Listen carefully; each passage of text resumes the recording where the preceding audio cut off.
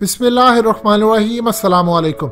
आज ईरान के लिए बहुत ही बुरा दिन है क्योंकि इनके एटमी साइंटिस्ट और इनके एटमी प्रोग्राम के हेड मोहसिन फ़खरीज़ादा महाबादी ये बेसिकली यूनिवर्सिटी ऑफ इमाम हुसैन तेहरान में पढ़ाते थे और प्रोफेसर थे फिज़िक्स के।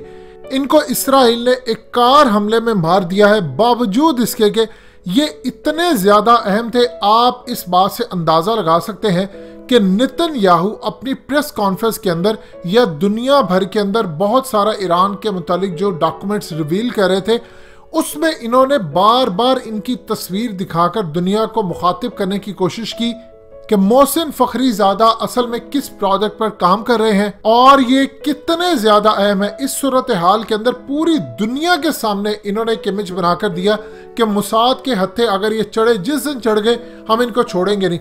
जब इसराइल का प्राइम मिनिस्टर और उनकी इंटेलिजेंस एजेंसी मोसाद के चीफ की टॉप लिस्ट के ऊपर इस शख्स का नाम हो। मजीद डिस्कस करने से पहले इस वीडियो को लाइक करें, हकीकत टीवी को सब्सक्राइब करें और बेल आइकन पर जरूर क्लिक करें। तो फिर आप अंदाजा कर सकते हैं ये किस लेवल का बंदा होगा। आपको इनकी बहुत कम तस्वीर नजर आती। इस सूरत हाल के अंदर इन पर पाबंदियां लगी हैं, इनके तमाम एसेट्स फ्रीज कर दिए गए हैं और इसके अलावा दुनिया भर में इन पर नजर रखी जाती है। इंटेलिजेंस एजेंसियों ने अक़वाम मुत्तहिदा के थ्रू कहा कि इनसे इन्वेस्टिगेशन करना चाहती है, जबकि ईरान ने मना कर दिया। और इनके साथ हर वक्त इंटेलिजेंस एजेंसियां, सिक्योरिटी गार्ड और हर तरह के लोग साथ घूमते हैं। लेकिन आज सूरत हाल आप ज़रा अंदाज़ा कर लीजिए कि इसराइल ने इनको मार दिया है और अली खामनेई इन्होंने ओपनली कहा है कि अब इसराइल से बदला लिया जाएगा और इसका भरपूर बदला लिया जाएगा। उधर ईरान के फॉरेन मिनिस्टर जवाद ज़रीफ ने कहा है कि हमें पता है इसके पीछे इसराइल है और अब वक्त आ गया है कि इसराइल से बदला लिया जाए। ये बदला कहाँ पर लेने जा रहे हैं? देखिए, अब खित्ते के हालात बहुत ही ज़्यादा ख़तरनाक हो गए हैं। इतने ज़्यादा ख़तरनाक है कि आप अंदाज़ा कीजिए, आज इसराइल ने गिफ्ट दिया है अरब ममालिक को। हालिया जो मोहम्मद बिन सलमान के साथ इसराइल के प्राइम मिनिस्टर की मुलाकात हुई थी, उसमें उन्होंने असल में ये डिस्कस किया था कि ईरान को टैकल कैसे करना है और ईरान को हम किस तरह पकड़ेंगे।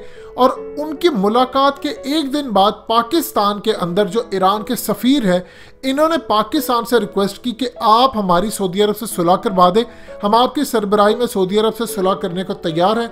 अब बेशक चाहे आप पाकिस्तान के अंदर मुज़ाकरात कर लें, आप चाहे ईरान के अंदर मुज़ाकरात कर लें, आप चाहे सऊदी अरब के अंदर कर लें, हम तैयार हैं करने के लिए। लेकिन आप देख लीजिए कि आज इन्होंने उनके साइंटिस्ट को ही मार दिया। आप यहाँ से अंदाज़ा कर लीजिए कि अब इनके अगला टारगेट क्या होगा। अब जाहिर सी बात है, इन्होंने अगला टारगेट ये करना है मिलिट्री पर। इन्होंने कहा कि अमेरिका और इसराइल दोनों पीछे हैं, ज़्यादा उन्होंने नाम लिया इसराइल का। अब इस सूरत हाल के अंदर ये करेंगे क्या?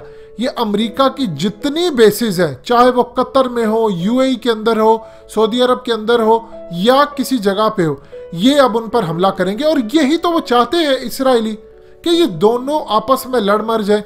अब आप यहाँ से अंदाज़ा कर लें कि आप कतर के साथ इस वक्त ताल्लुकात ईरान के कितने ज़बरदस्त है, लेकिन सबसे बड़ी अमेरिका की बेस वहाँ पर है। अब वो किसी सूरत नहीं देखेंगे कि कौन है फलाना, आगे जनरल कासिम हो या कोई और, इन्होंने मार दिया। एक चीज़ आप अंदाज़ा कर लें कि ईरान जैसे मुल्क के अंदर जहाँ पर आप सड़कों के ऊपर इसराइल के झंडे रखते हैं, पैरों तले रौंदते हुए आप जाते हैं, वहाँ पर अगर इतनी बड़ी मुखबरी और इसराइल के मुसाद का नेटवर्क इतना बड़ा है कि वो ईरान के कैपिटल तेहरान के अंदर तक वहाँ पर कोई भी हमला कर सकते हैं और किसी को भी मार सकते हैं, तो सोच लीजिए कि पाकिस्तान समेत अगर हम इनको तस्लीम करते हैं तो मामला कहाँ तक जाता है। अभी भी वो अमेरिका की आड़ के अंदर इतना बड़ा नेटवर्क कायम किए रखे हैं, लेकिन यहाँ से आप अंदाज़ा कर लें कि तेहरान के अंदर मामला क्या, वहाँ तो उनके अमेरिका के साथ भी कोई ताल्लुकात नहीं है। सो लिहाजा इस सूरत हाल के अंदर मामला था बहुत ज़्यादा ख़राब।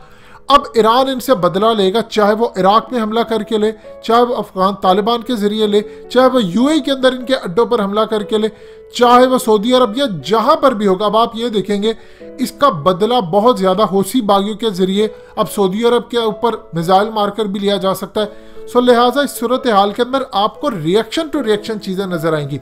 अब आप देखिए आने वाले वक्त के अंदर सऊदी अरब को या अरब ममालिक को जितना भी इसराइल ने कहा कि आज उन्होंने एक पैगाम दिया है कि अगर तुम मेरे साथ खड़े होगे तो मैं तुम्हारे दुश्मन ईरान को नहीं छोड़ूंगा। अब इस सूरत हाल के अंदर जाहिर सी बात है पाकिस्तान की सरहद भी पूरी तरह अलर्ट हो जाएगी और ये कोई छोटी बात नहीं है कि उन्होंने उनके एटमी साइंसदान को ही रास्ते से हटा दिया है। आप देखें कि इस वक्त ईरान में मामला क्या होता है। ईरान में सूरत हाल ये है कि वहां पर उनको पता है कि ऐसी सूरत हाल हो।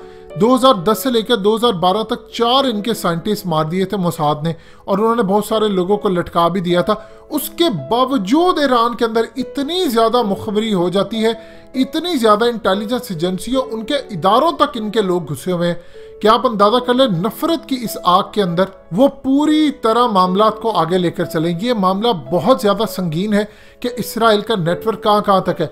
यहाँ से आप अंदाज़ा कर लें कि अगर इसराइल का नेटवर्क ईरान और तेहरान के किस लेवल तक है, तो सोचिए यूएई के अंदर उनका इंटेलिजेंस नेटवर्क क्या होगा, और सऊदी अरब के अंदर अब वो किस तरह का इंटेलिजेंस नेटवर्क कायम करेंगे, वो कतर में क्या कुछ करेंगे।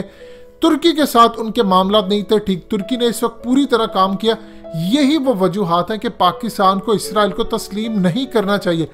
पाकिस्तान के अंदर तो मामला इतने ज़्यादा ख़राब हैं कि मंजूर पश्तीन या इन जैसे जो टोला होता है, ये इन जैसों को हायर कर सकते हैं। अगर अफगानिस्तान के ज़रिए इसराइल और CIA तहरीक तालिबान को पूरी तरह अपने शिकंजे में लेकर GHQ से लेकर हर जगह हमला करवा सकते, तो सोचिए जब हम इसराइल को तस्लीम कर लेंगे तो ये किन किन NGOs की आड़ के अंदर आएंगे, बिजनेसमैनों के अंदर आएंगे, इन्वेस्टर्स के नाम पर आएंगे। नेशनैलिटियाँ इनके पास अक्सर एक तो इसराइली भी होंगी, तो बहुत ज़्यादा नेशनैलिटीज़ ये अमेरिका के अपने पास रखते हैं, UK की रखते हैं, ऑस्ट्रेलिया की रखते हैं। इतने ज़्यादा ये पावरफुल लोग हैं कि दुनिया के अंदर किसी भी सूरत हाल में ये लड़ने के लिए तैयार होते हैं। अब यहाँ पर मामला ये होने जा रहा है कि ईरान इनसे बदला लेगा, और उस बदले की आड़ के बाद आप देखेंगे कि वो ये नहीं देखेगा, जाहिर सी बात उसने हमला कहाँ करना है, वो इसराइल को डायरेक्ट तो जाकर मारने से रहा, और इस सूरत हाल के अंदर वो शाम से इन पर हमला करेगा, फिर इसराइल जवाब देगा, या अरब ममालिक हो या किसी जगह हो जहाँ जहाँ इनकी मिलिट्री बेसिस होगी अमेरिका की, या जहाँ पर उनको लगेगा ये वहाँ पर उसको जाकर जवाब देंगे। जिस तरह माइकल डिएंडिया ने जब जनरल कासिम को मारा था, तो उस सूरत हाल के अंदर इन्होंने अफगान तालिबान को कहा था कि आप हमारी मदद करें, उनको मिसाइल और चीज़ें दी, और उसके बाद आप देख लीजिए माइकल डिएंडिया को अफगानिस्तान के अंदर उड़ा दिया।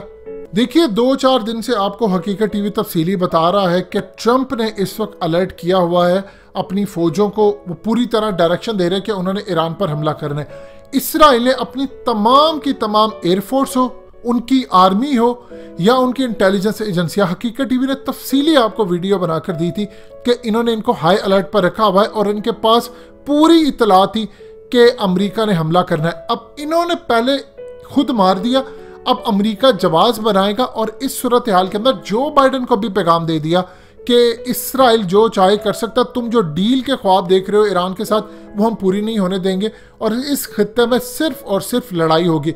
अब मोहम्मद बिन सलमान के लिए तो जाहिर सी बात है ये बात बड़ी खुशाइंद होगी कि इसराइल ने जो बाइडन को कब्जे में ले लिया। जाहिर सी बात है जो बाइडन ने कहा था कि मैं आते साथ ही काम करूँगा, ये जो बाइडन हो, ओबामा हो, ये जो मर्जी है लोगों, ये सारे इसराइल के पपेट हुआ करते हैं।